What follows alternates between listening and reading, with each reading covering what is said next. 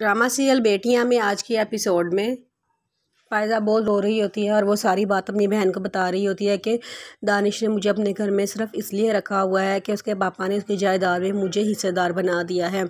अब वो अपनी जायदाद ना जाने के डर से मुझे अपने घर में रखा हुआ है, वरना उसको मुझसे कोई दिली लगाव नहीं है।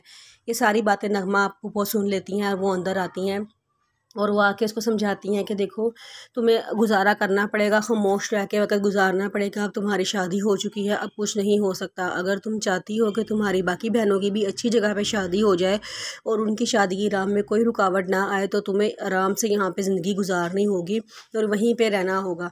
जिस पे वो पहले तो खामोश हो जाती है, फिर वो कहती है कि मैं लेकिन कैसे, मैं ये कैसे बर्दाश्त कर लूँ कि एक आदमी सिर्फ मुझे बर्दाश्त कर रहा है, उसको मेरे से कोई दिली लगाव नहीं है। नगमा कहती है कि मेरी माँ भी यही सारी ज़िंदगी बात कहते कहते इस दुनिया से चली गई कि औरत को गुजारा करना ही पड़ता है, चाहे जो मर्ज़ी हो जाए, हर हाल में कुर्बानी सिर्फ औरत को ही देनी पड़ती है। ये कह के वो वहाँ चली जाती है और फ़ायज़ा सोच में गुम हो जाती है। फिर फ़ायज़ा बैठी होती है तो वहाँ से हमना आती है और कहती है कि आप ही आज इरम के घर वाले आ रहे हैं अनम का रिश्ता मांगने के लिए, लेकिन मुझे ये डर है कि कहीं पुप्पो उनके सामने आयज़ा आपी की कोई बात ना कर दें। आप ध्यान रखना आयज़ा आपी की कोई बात ना हो, अगर कोई बात हो तो आप फ़ौरन ही उस बात को चेंज कर देना। वो कहती हैं कि ठीक है, तुम परेशान ना हो। फिर हमने कहती है कि अनम बहुत सेंसिटिव बच्ची है, अगर उसे पता चल गया कि ससुराल वाले हमारे बारे में सारी बातें जान गए हैं तो वो कभी वहाँ शादी नहीं करेगी, वो इनकार कर देगी। फ़ायज़ा कहती है कि तुम ऐसा उसके बारे में क्यों कह रही हो, ऐसा क्या हुआ है। वो कहते जिस पे हमना बताती है कि उनके मामा समझते हैं कि हम शायद बहुत बिगड़ी हुई बच्चियाँ हैं और अपना घर नहीं बसा सकती।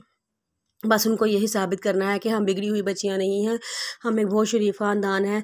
और वो फ़ायज़ा कहती है कि आज मुझे बड़ा अच्छा लगा है तो हम अनम के बारे में इतना सेंसिटिव हो, इतना उसका ख्याल रख रही हो, ये देख के मुझे बड़ा अच्छा लगा है।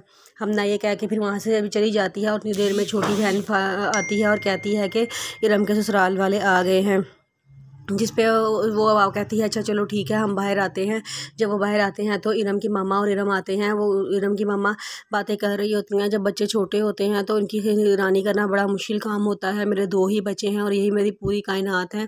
दुनिया वालों की बुराइयों से बचा के उनको सीधी राह पे लाना एक बहुत ही मुश्किल काम है। मैं सोचती थी कि बच्चे छोटे होते हैं तो जिम्मेदारी छोटी होती है और जब बच्चे बड़े हो जाते हैं तो जिम्मेदारी भी बहुत बढ़ जाती है।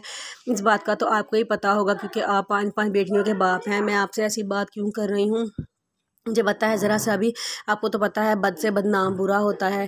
जिस पे वो कहते हैं हाँ जी। फिर वो कहती है कि ओह सॉरी, अब मैं असल बात की तरफ आना चाहिए। मैं अपने बेटे फ़ाइक के लिए अनम का रिश्ता मांगना चाहती हूँ और मैं आपसे वादा करती हूँ कि वो हमेशा बहुत खुश रहेगी, मैं उसको अपनी बेटी बना के रखूँगी।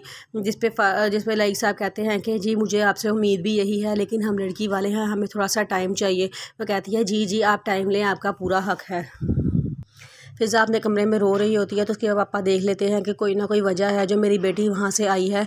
वो दानिश के घर पहुँच जाते हैं और जाके कहते हैं कि बस बहुत हो गया है, मुझे अपनी बेटी की आँख में आंसू नहीं बर्दाश्त होते। कोई भी बाप अपनी बच्चियों की आंखों में आंसू बर्दाश्त नहीं कर सकता। इतना बड़ा तुमने मेरी बेटी को दुख दिया है, मैं सोच भी नहीं सकता था। मैंने फ़ैसला कर लिया है, अब मेरी बेटी दोबारा तुम्हारे घर वापस कभी भी नहीं आएगी। दानिश कहता है आप मेरी बात तो सुने। वो कहता है कि नहीं, मैंने आपकी कोई बात नहीं सुननी, बस आपने मेरी बेटी को बहुत दुख दिया है, अब वो कभी भी आपके घर नहीं आएगी।